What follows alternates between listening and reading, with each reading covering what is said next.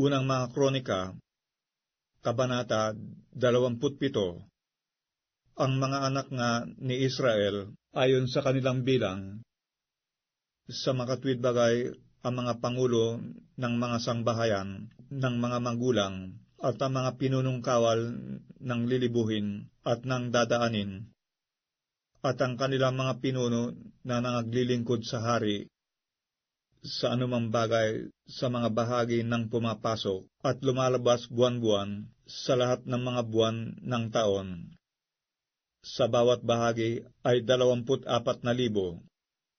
Sa unang pagkabahagi na ukol sa unang buwan ay si Hasuban na anak ni Sabdiel, at sa kanyang bahagi ay 24,000. Siya'y sa mga anak ni Pares, na pinuno sa lahat na punong kawal ng hukbo na ukol sa unang buwan. At sa bahagi sa ikalawang buwan ay si Dodai na Ahohita, at ang kanyang bahagi, at si Milkot na tagapamahala, at sa kanyang bahagi ay 24,000. Ang ikatlong pinuno ng pulutong na ukol sa ikatlong buwan ay si Benaayas na anak ni Hoyada na saserdote, pinuno, at sa kanyang bahagi ay 24,000. Ito yaong Benaayas na siyang makapangyarihang lalaki sa 30, at pinuno sa 30, at sa kanyang bahagi ay si Amisabad na kanyang anak. Ang ikaapat na pinuno sa ikaapat na buwan ay si Asael na kapatid ni Joab, at si Sebadayas na kanyang kapatid ang sumusunod sa kanya, at sa kanyang bahagi ay 24,000. Ang ikalimang pinuno sa ikalimang buwan ay si Sambut na Esrita, at sa kanyang bahagi ay 24,000. Ang ikaanim na pinuno sa ikaanim na buwan ay si Ira na anak ni Ikes na Tikoita, at sa kanyang bahagi ay 24,000. Ang ikapitong pinuno sa ikapitong buwan ay si Heles na Pelonita, sa mga anak ni Ephraim, at sa kanilang bahagi ay 24,000. Ang ikawalong pinuno sa ikawalong buwan ay si Sebekay na Hustatita, sa mga Sarahita, at sa kanyang bahagi ay 24,000. Ang ikasyam na pinuno sa ikasyam na buwan ay si Abieser na Anatothita sa mga Benhamita, at sa kanyang bahagi ay 24,000. Ang ikasampung pinuno sa ikasampung buwan ay si Maharay na Netopathita sa mga Sarahita, at sa kanyang bahagi ay 24,000.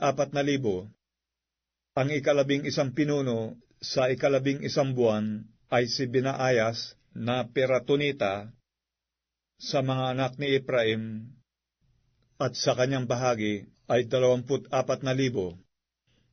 Ang ikalabing dalawang pinuno sa ikalabing dalawang buwan ay si Helday na Netopathita sa Otniel, at sa kanyang bahagi ay 24,000.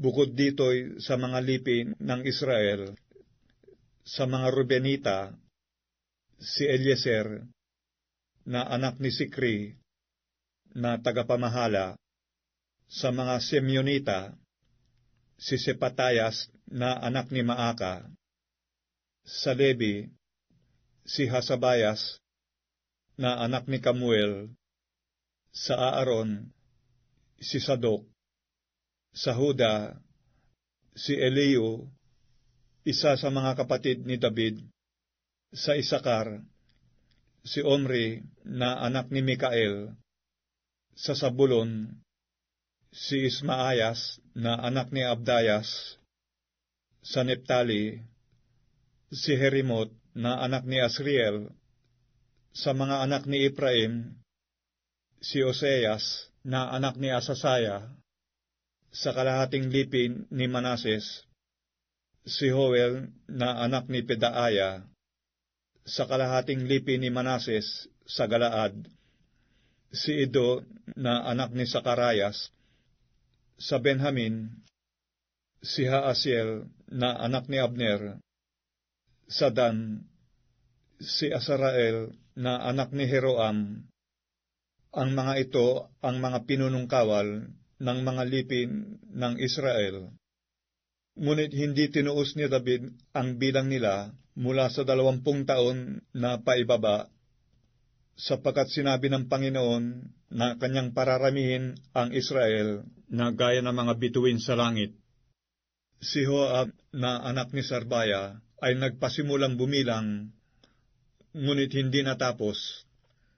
At dumating sa Israel ang pag-iinit dahil dito, ni hindi nalagda ang bilang sa mga alaala ng Haring David.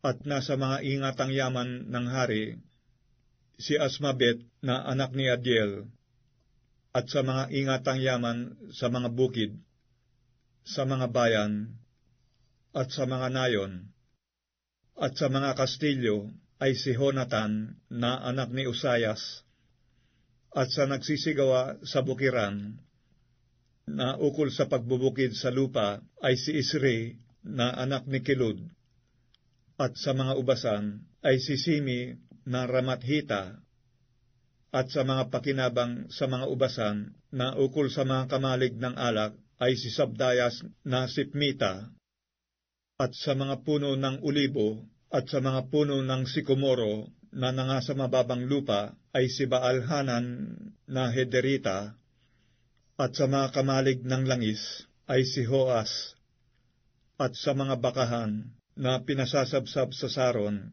ay si Sitray na Saronita, at sa mga bakahan na nangasa mga libis ay si Sapat na anak ni Adlai, at sa mga kamelyo ay si Ubil na Ismaelita, at sa mga asno ay si Hedayas na Meronothita, at sa mga kawan ay si Hasis na Hagrita. Lahat ng mga ito'y mga katiwala sa mga pag-aari ng Haring David. At si Jonathan na amain ni David ay kasangguni at lalaking matalino at kalihim. At si Jehiel na anak ni Hakmoni ay nasa mga anak ng hari. At si Akitopel ay kasangguni ng hari. At si Husay na Arkita ay kaibigan ng hari. At sumusunod kay Akitopel ay si Hoyada na anak ni Benaayas. At si Abiatar. At ang pinunong kawal sa hukbo ng hari ay si Joab.